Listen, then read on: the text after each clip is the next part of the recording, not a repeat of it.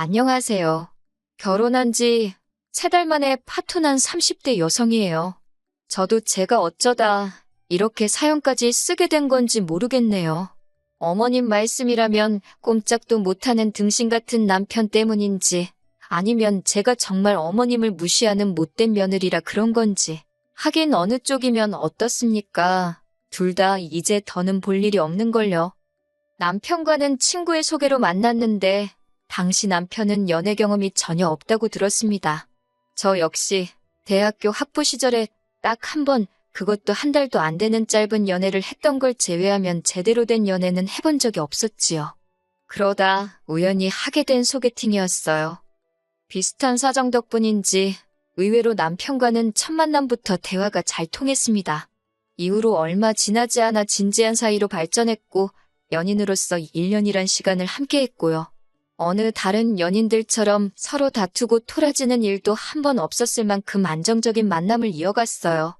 그래서인지 남편이 결혼하자고 프로포즈를 해왔을 때 크게 고민하지 않고 그러자 했습니다. 솔직히 제 인생에서 남편보다 더 좋은 남자를 만날 수 있을 거란 생각이 안 들었으니까요. 하지만 신혼여행에서 돌아오고 얼마 지나지 않아서부터 남편과 제 사이에는 끊임없이 불화가 이어졌지요. 그리고 그 원인은 다름 아닌 어머님 때문이었습니다. 하긴 돌이켜 생각해보면 박수도 양손이 맞아야 소리가 난다고 어머님뿐만 아니라 그런 어머님을 어쩌지 못하는 마마보이 남편이 더 큰 문제였네요. 사귈 때부터 남편은 말끝마다 어머님이 어쩌고 저쩌고 저쩌고 어쩌고 어머님 타령을 어지간히 해대기는 했어요. 하지만 저는 요즘의 딸처럼 살가운 아들들이 많다더니 내 남편도 그런 아들인가 보다. 그렇게 좋게만 생각했지 솔직히 마마보이라고는 생각하지 못했어요.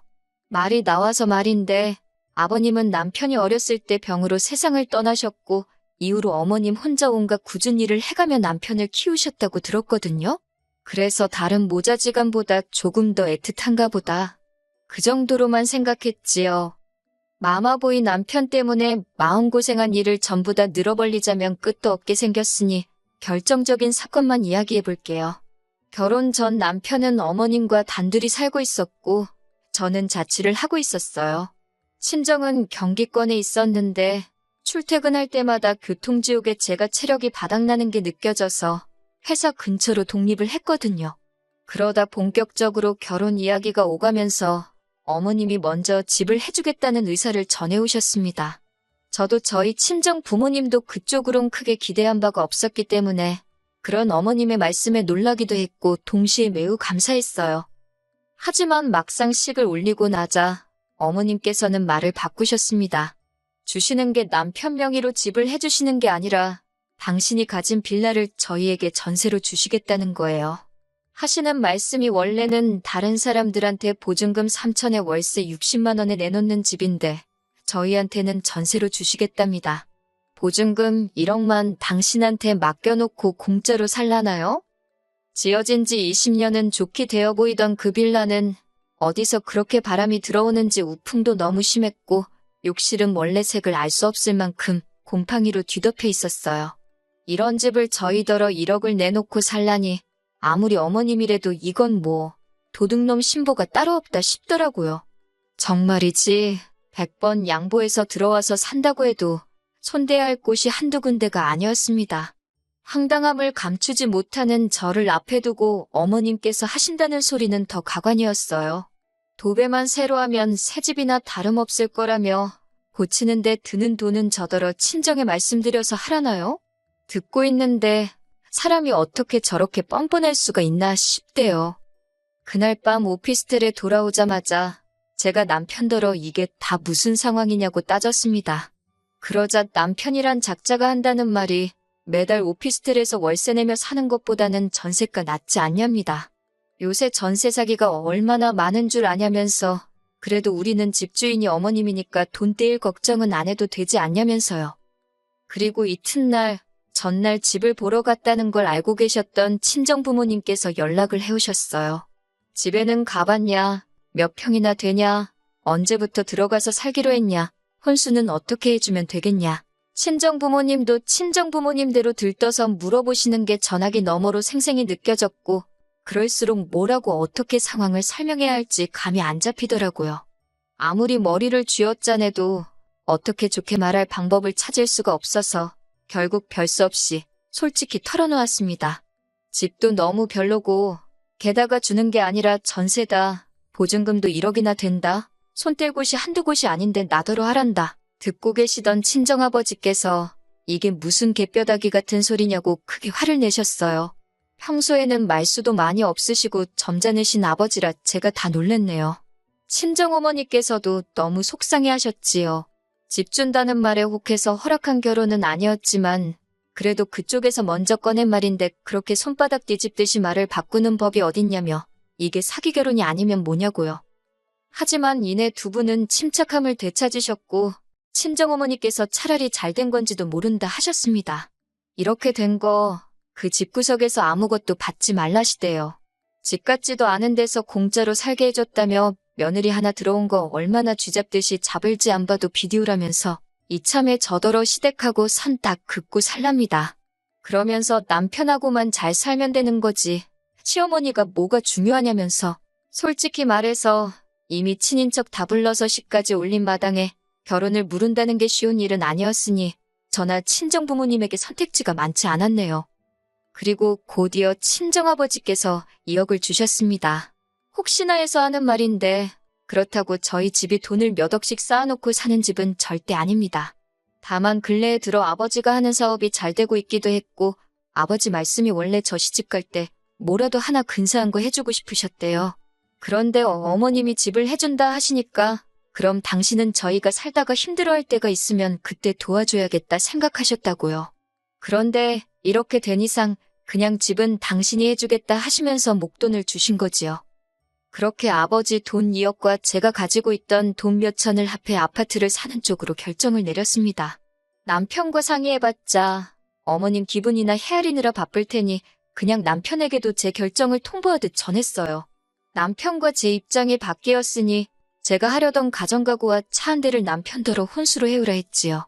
그리고 이 이야기는 아니나 다를까 바로 어머님 귀에 들어간 모양이 돼요. 어머님께서 아주 호통을 치시며 당장 시댁으로 내려오라고 연락을 해오셨거든요. 그렇게 며칠 뒤 시댁으로 향했습니다. 어머님께선 시애미가 오라는데 그날 밤이라도 내려와야지 주말이 다 돼서야 내려왔다며 시작부터 화를 내셨는데 제가 전업주부도 아니고 저도 직장을 다니는데 그게 뭐 제 마음대로 되나요? 그리고 이 마당에 무슨 좋은 일이라고 남편도 없이 혼자 시댁에 내려가겠어요. 어쩌다 보니 어머님과 남편은 소파에 앉고 저는 바닥에 앉아 있더라고요. 이것도 기분이 나쁜데 어머님께선 저를 내려다보시며 제가 마치 무슨 큰 잘못이라도 한 듯 저를 몰아세우기 시작하셨지요. 그렇다고 제가 진짜 무슨 대역죄를 진 것도 아니고 크게 제가 겁먹을 이유가 없었기 때문에 솔직한 제 생각을 전하는데 집중했습니다. 집 상태가 너무 좋지 못하고 위치도 저나 남편 직장에서 멀기 때문에 여러 면에서 저희한테 이점이 하나도 없어서 들어가서 살기 싫다고요. 그러자 어머님께선 서울에서 월세 60이면 얼마나 싼지 아냐며 돈 무서운 줄 모른다고 저더러 자기 아들이 벌어오는 돈 어지간히 헤프게 쓰게 생겼답니다. 그 집에 들어와서 살고 싶어하는 사람들이 줄을 섰다 하시길래 그럼 그 사람들한테 세주시라 했어요. 그러자 어머님께선 그러면 이참에 당신도 지금 사는 집을 파시겠답니다. 그리고는 그 돈을 저희 아버지가 주신 돈에 보태시겠대요. 그래서 어디 한 30평대 아파트를 구해서 거기서 셋이 살잡니다. 어이가 없어서 어머님 지금 사는 이 집 팔면 얼마나 나오냐고 단도직입적으로 물었어요. 참고로 저희 어머님도 저희 부부한테 전세 주시려던 집하고 비슷한 수준의 집에서 살고 계셨습니다. 재개발 가능성도 일절 없는 집이지요. 게다가 제가 알기로는 몇 년 전 어머님이 운영하시는 가게가 힘들어지자 집을 담보로 대출도 받아 쓰셨다고 들었어요. 그래도 가게는 못 살려서 얼마 전 폐업하신 상황이었고요. 그런 걸 제가 뻔히 아는데 어머님 집을 팔고 합가라니 말도 안 되는 소리였지요. 그런데 남편이 옆에서 박수를 쳐대며 정말 좋은 생각이랍니다. 이참에 자기 어머니도 좋은 집에서 한번 모셔보고 싶다면서 장인어른한테 너무 감사하대요. 그러면서 어머님더러 어쩜 그렇게 머리가 잘 돌아가냐고 자기 엄마지만 정말 대박이라나 어쩐다나. 저는 어머님께 합가는 절대 안 한다고 했어요. 그리고 저도 식탁 의자 끌어다 앉았습니다. 아까부터 어머님이랑 남편이 소파에서 저를 내려보는 것도 짜증나고 눈에 들어오는 모든 게 꼴보기도 싫더라고요. 남편이 저더러 한다는 말이 2억 가지고 집을 사면 얼마나 좋은 집을 사겠냐입니다. 하지만 어머님까지 보태주시면 그래도 괜찮은 아파트 하나는 사지 않겠냐고. 남편 말대로 2억 가지고 아파트 사기 어렵지요. 그렇다고 어머님이 무슨 한 5억 10억씩 보태주실 것도 아니고 100번 양보해서 1억 주신다고 쳐도 그렇다고 1억이 작다는 건 절대 아닙니다만 1억 받고 합가라니 막말로 계산이 안 맞잖아요. 남편에게도 똑같이 말해줬습니다. 남편이 아주 벙찐 표정으로 저를 쳐다보길래 뭘 쳐다보냐고 쏘아붙이면서 말이에요. 그러자 어머님도 자기 뜻대로 안 되니 약이 올랐는지 저더러 당신이 어떻게 키운 아들인 줄 알고 그렇게 함부로 하냐며 악을 쓰대요. 순하게 생긴 게 마음에 들어 당신 딸이다 생각하고 잘해주려고 했다나 어쩐다나. 그런데 이제 보니 아주 그냥 못돼 처먹었다면서 당신이 사람을 한참 잘못 봤다고 말도 안 되는 억지를 쓰시더라고요. 그러더니 하는 말이 결혼할 때 혼수고 뭐고 하나도 안 해오지 않았냐면서 혼수 필요 없으니 돈이나 내놓고 나가랍니다. 아니 뭐 받은 게 있어야 혼수를 해올 거 아니냐고 저도 지지 않고 받아쳤어요. 그 잘난 집도 주는 것도 아니고 전세로 살게 해준다는 거였으면서 어쩜 그렇게 음흉하시냐고. 저야말로 사기 결혼 당했다고 고소라도 하고 싶은 심정이니까 억지도 적당히 하시라 했네요. 나이 먹은 게 벼슬도 아니고 막말로 혼인신고도 안 한 마당에 남남길인데 제가 어머님 앞에서 언제까지 절절 맬 줄 아냐고. 저도 할 말 못할 말 가릴 거 없이 마구잡이로 퍼부었어요. 그러자 남편이 자기 어머니 쓰러뜨리려고 작정했냐며 저더러 어떻게 감히 시어머니 되시는 분한테 말을 그렇게 막 하냐고 악을 쓰더라니까요. 어머님은 어머님대로 알고 소리만 연신하시며 마른 걸레 쥐어짜내듯 눈물 쥐어짜내시는데 진짜 쇼도 그런 생쇼가 없었지요. 남편더러 그만하라고 오피스텔에서 짐 꺼내놓을 테니까 짐 찾아가라 했습니다. 너랑 살면서 더한 꼴 보느니 당분간 좀 쪽팔려도 여기서 갈라서는 게 낫겠다고요. 그런데 한 달쯤 지났을까요? 번호까지 바꾸고 친정에 들어가 살고 있었는데 남편이 어떻게 제 번호를 알아내서 연락을 해왔더군요. 자기 좀 살려달라면서 한다는 말이 어머님이 사시는 집이 경매로 넘어가게 생겼답니다. 대출을 안 갚아서요. 그러면서 저더러 돈 좀 빌려달래요. 이거 완전 또라이 아닌가요?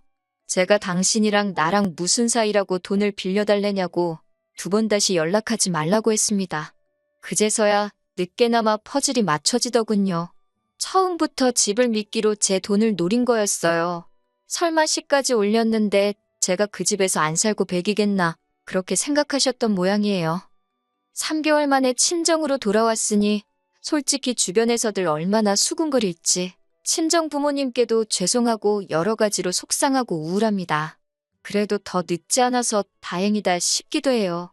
또 좋은 날이 오겠지요.